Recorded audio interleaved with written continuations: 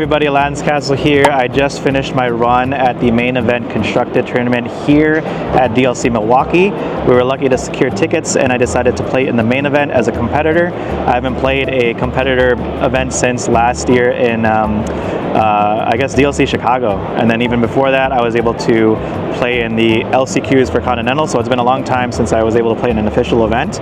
It's a lot of locals, a lot of set champs here or there, but I'm really excited to bring a deck that I normally don't bring, which is dogs. I started off the set with blue-green, and I was comfortable with that. I was getting some wins here or there, but then it kind of like died down and kind of phased out here or there, so I was trying to look for a deck. I looked into dogs, I looked into like a lot of people's builds, obviously Ghosties, Diegos and stuff, and I was just grinding that the last couple weeks. I just kept losing to Purple Steel, which is just something that is really frustrating to go against, and I just had so many games where I just kept losing like 2-0s all the time. There's once in a while I'll go to game 3, but I would still lose. So I try to cater my deck to fight against Purple Steel, and I think it helped in one of the matchups. Overall, I went 5-3. I played against three Blurple decks, 2 Purple Steels, 1 Amber Steel, 1 Mirror Match, and then 1 Blue-Green. So I pretty much had the whole piece of the pie of the meta, which is pretty much what I thought it was going to be, which is majority Blurple, then Purple Steel. So I had to get those right matchups. Some people had 5 Blurple matchups, some people had 5 Purple Steel matchups, so I had a good balance in between. So I had a pretty decent run. Dogs is like not definitely for everybody. Yeah, it takes a lot of patience and a lot of like learning the curve, and again, just being patient to not quest out. So today I brought Amber Emerald. I'm going to give you guys a breakdown on that, and we're going to start off with the 1-drops. Alright guys, so for those who don't know what dogs do, you basically have to build a board and then establish your big Tramp 7, and to do that you need a bunch of 1-drops, at least the play style of this. So I start off with Lady. She is a 0-3, but she gets +1 strength every time you play a character, and then once she has 3 strength or more, she adds 2 lore to her questing power. So she could become a 3 quester on turn 2 if you play Lady on turn 1. You play another character 1-drop on turn 2 and another Tramp on turn 2 as well to give her +3 strength. Then she could quest for 3. Certain matchups you could do that, like Blurple, a lot of the slower matchups. So it's really cool that you could use that line, or you could bump her up to 3 strength and take out certain characters, which is also nice. But she's basically there to help kind of solidify your 1-drop so you could play your big Tramp 7 early on. Next is the other lady that we draw as well, Elegant. She gets +1 lore if you have a Tramp in play, and that's pretty good because you run the 2-drop Tramp and also you run the 7-drop Tramp. So there are times that you could build 2 ladies on the board and then another Tramp in play, like you have a 7-drop Tramp and now 7-drop Tramps questing for 2 and ladies questing for 2, and you could potentially win in 2 turns because you have all these 2 questers built on board. She is uninkable, but there's also a shift line too. That's why you play her at 8 copies, or minimum at least 8. Next we run with Daisy. Daisy is one of the best cards in this meta. She lures for 2, but the downfall and the balance is that she could potentially give your opponent a character card, but that's okay because again, certain matchups you are trying to push the aggro game. Sometimes you miss some cards here or there, and against certain matchups like maybe Amber Steel, she's not really there for questing. She's there to kind of trade with other characters and pump up her strength through cards like Tramp. So she's there to like challenge because of the health is so strong. Next I ran for 1-drops is for Bobby. He is basically the card that you cycle out, you draw, and you discard. Basically, you are filtering. Filtering means that you're just going through your deck to find the cards and combo pieces that you need. And he's also a 1-drop, so very cheap cost. You kind of draw cards, discard like your uninkables, because I think I run about 16 in here, and then you kind of just go through your deck. So he is another essential piece in the early game, so you're not stuck with cards. And then to wrap up the 1-drops, I'm running 2 Rhinos and 2 Merryweathers. Rhino is a card that's teched in against Steel and Purple Steel because Calhoun really prevents this deck from really questing aggressively. So Rhino is in charge of making Calhoun a -1 or even a Dumbo -1 so that you could play Under the Sea and you could get all their 2 strength or less characters in play. Meriwether serves the opposite effect of that. She pumps up a character by 2 strength by paying an extra energy or extra cost. So you could pump up your Daisy, you could pump up like your Tramp, so they could hit for 3 or 4 strength. So in case your opponent is just like questing out aggressively, sometimes you'll need to also answer their board as well. Moving on to the 2 costs. We have Tramp 2. He is the card that pumps up your character. Depending on how many characters you have on the field, you get +1 for every other character that's in play. So sometimes people forget about that. They quest, they're greedy, they quest with Calhoun. Next turn, you could play Tramp to pump up your character by +3 strength, 4 strength, and then take it out. So it's a very important piece in this deck because people have to respect it, and if they don't, you could just kind of run away with winning the trade battle there. So Tramp is really, really important in this deck. Another important card in this deck and in this meta is Ursula. She wasn't so big in the beginning of the format because there weren't too many impactful songs, but now every single meta deck is running a song that you need to snipe. Strength of Raging Fire, second star to the right. You have Under the Sea, especially in the mirror matches, you need to get those Under the Seas out, and because sometimes you'll just lose to that. You'll lose to blue-green Under the Sea, which I did. You'll lose to other Under the Sea decks if you're playing other mirror matches, and that's what could happen. But Ursula, at the right time, could just win you the game, and that is a necessary card as well. Another 2-drop that not too many dog players are running is Ursula Vanessa. She is a 1/4, but she sings for 4. Sometimes when you're playing against Steel, certain decks will play cards like Fire the Cannons, and they'll just take away like your 1-drop lady, and you'll have less cards to kind of use towards your Tramp cost, your 7-drop Tramp. So you need ways to sing with less bodies because your opponent will be taking them out. But a powerful Singer 4 will basically count as like 2 2-costers basically. So she's mostly there to help you sing Under the Sea. Another staple card though in this deck is Lilo. She basically keeps coming back from the discard pile. Everybody knows what she does. She's really, really good. And when you're going into the mid to late game when you have no cards in hand, you could just pay 2 to bring her in play, Exerted, and then you kind of just quest with everybody that same turn so that now your opponent has to figure out how to wipe the board with like 5 or 6 characters on the field, and then next turn potentially, being able to quest for 2 multiple times. Another great card that is necessary in this deck is Go-Go. Go-Go is probably my favorite card in the game. I've been playing green-purple for the last several sets before it got rotated out, and Go-Go was my favorite card to kind of get people off guard. That's how I got like all the blue-red decks, keep them in check. If they're questing with Big Tamatoa or Hiram with a 6 willpower, you just kind of Go-Go for game for like Goat and then Go-Go.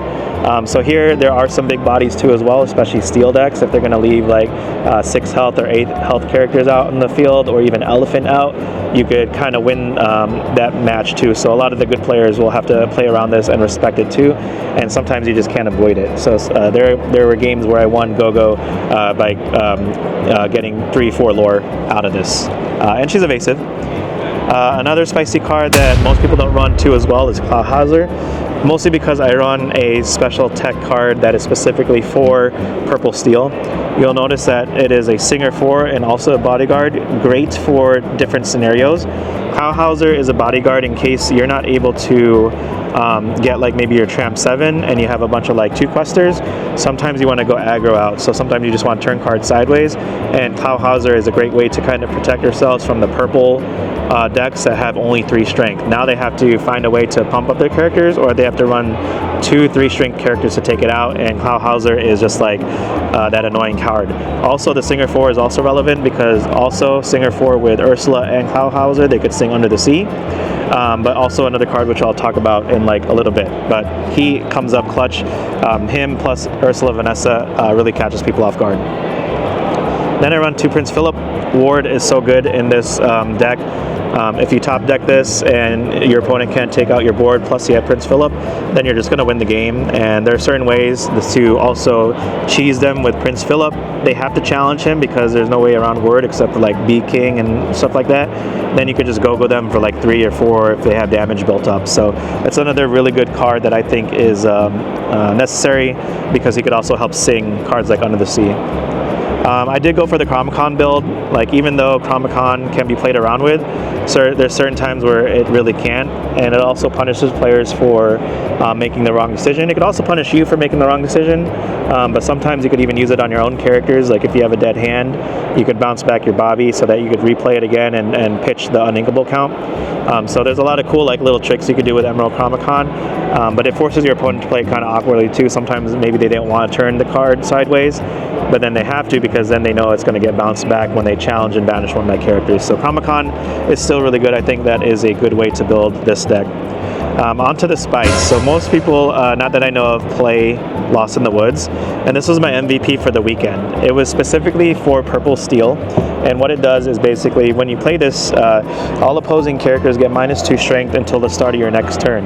So this makes all the purple decks that have 3 strength, 4 strength, all the steel decks with Calhoun and everything that have 3 strength or 4 strength become 2 costers or 2 strength characters, and then now you could under the sea everybody. There are so many times where purple steel players would go wide. They would drop their hand because they have Yzma on the board, they have Dumbo, they think they're safe. I have Ursula Vanessa. I play Tramp 7 and then a 1 cost. Sing with Ursula, Lost in the Woods, -2 everybody, and then Under the Sea the whole board. That happened in my round 7 against Purple Steel. I was paired up, and then he dropped his whole hand, and he wasn't sure if I was able to pull it out from there, and I was able to pull that combo the next turn, and that kind of almost won the game. He top decked White Rose and Cobra, which was another story, but it really threw him off, and that was the combo that helps me get out of that specific matchup. So if you guys are having trouble and you guys want to play this deck, try this combo out. It's a lot of fun. It's a different play style. It's not like Ghosties where you play like 26 1-drops or whatever. It's a little different, but with the Singer 4, you have access to Ursula Vanessa, and you have access to Clawhauser, which will get you there to sing Lost in the Woods. And then, almost rounding off, 2 ladies. She is a great card because she's a shift target for 3. You run the 8 1-drops already. What I found is that there are certain times where you're stuck with 2 ladies in your hand. Obviously she's uninkable, and a lot of times you're only inking like up to 3. And then a lot of the smart players will try to get rid of your ladies, like through strength or cannons. And if you don't have lady, you don't have her to shift, you're just stuck on 3 ink with barely any hands. So I didn't want to risk having the 3rd lady, because that happened to me so many times. I know a lot of people do. They do 3 or 4. But maybe you could add stuff like Yzma so that you could kind of cycle more stuff to get out of the uninkability count. But she's very, very important in this matchup too, because sometimes you could just play her for 5. You could get back the cards that are in your discard pile. That's 2 cost or less, and you could bring back a Go-Go. You could bring back a Daisy. You could bring back an Ursula. Like, you could bring a bunch of cards that you could do for next turn, and that kind of quote unquote refills your hand. So even though you might not have a hand size, you could play lady, get back 2 cards, and the next turn try to go attempt to go wide again. It's almost like a dock in a way when you have like no hand. Or if you shift, you could shift on turn 5 and then sing Under the Sea against like an Amber Steel deck as well, which is also a really good play line if you're going against Amber Steel aggro. And then the heart and soul of the deck is Tramp 7. It's really, really tough to win without this card because it's the main combo piece that finds your combo pieces. Basically, it costs 1 less for every character you have on the field. So if you have 3 characters, you just pay 4 ink. You have 4 characters, you pay 3 ink. And then when you play this character, you draw cards based on how many other characters you have, and then you discard that many cards. So you're basically circling through your deck. You draw 4, you draw 5, you find your piece, you find your Under the Sea, you find your Lost in the Woods, you find your Singers, and then you ditch the rest, so you pitch the rest. And because you're running Lilo, this synergizes with it, and you're just discarding your Lilo so that you can play it next turn. And then because it's a 7 cost, you could sing Under the Sea with Tramp and a 1-drop. So this is one of the key essential pieces that you need in the deck. You have to play it, you can't play it without it. And there's so many times where you just don't see it and it's a rough matchup, which sometimes will happen. So that's why you have Clawhauser as a backup aggressive play if you want to quest for 2 for multiple characters, protect it for another turn, and then maybe try to build a bigger board for the following turn. You just want to get as much lore as you can in incremental times, and then quest again for like a big questing turn for another like 10 or 12 lore. But you need Tramp, you got to mulligan hard for it, and it's necessary. And another card that I also went with is the Under the Sea package. Some people aren't running it, but I think a lot of people in the top tables are. They're running both Chronicon and Under the Sea. And this is your way to go against aggro. This is your way to go against the mirror match. This is the way to go against now Purple Steel. You have access to Lost in the Woods. So many decks you could use this against. It doesn't matter if it's Blurple. I used it on Blurple multiple times, and it could win you games just by comboing that out and having 6 characters on the field now that they have to answer a whole wide board. So that is my 60 cards. I ended up going 5-3. My last 2 rounds were Purple Steel. Round 7 I was able to 2-0, but round 8 I was not able to get there, so it was really close, but I'm happy with my performance. It's been a while since I played like competitive high stakes event like the DLCs, so it was really cool to see that outside of like set champs and everything, and set champs I could barely make. So super proud of myself, super proud of Lords of Lore, who was able to get 5 members in day 2. Our highest performer was Ivan. He was able to get 99th place or something like that. I think he went 9-3 or something along those records. But it was really cool to just hang out with everybody, see a lot of people in the area, a lot of content creators, a lot of pro players. It was just really fun to catch up with everybody and just have a good time, meet up with some of the developers, and just talk Lorcana and just be here. It's an awesome event. If you guys are not around, I hope you guys stay tuned for the next coming DLCs. We got Richmond coming up. We also have Indianapolis, and then a bunch of third-party events. But this will definitely not be the last time we're here. We love this event, and we'll be back. We want to cosplay, we want to play, we want to get in there and do all this content for you guys. So hopefully we'll be able to get more deck profiles coming up. But in the meantime, hope you guys enjoying what we have so far. Stay tuned for the vlog whenever that's uploaded, and we will see you guys in the next video. Peace out.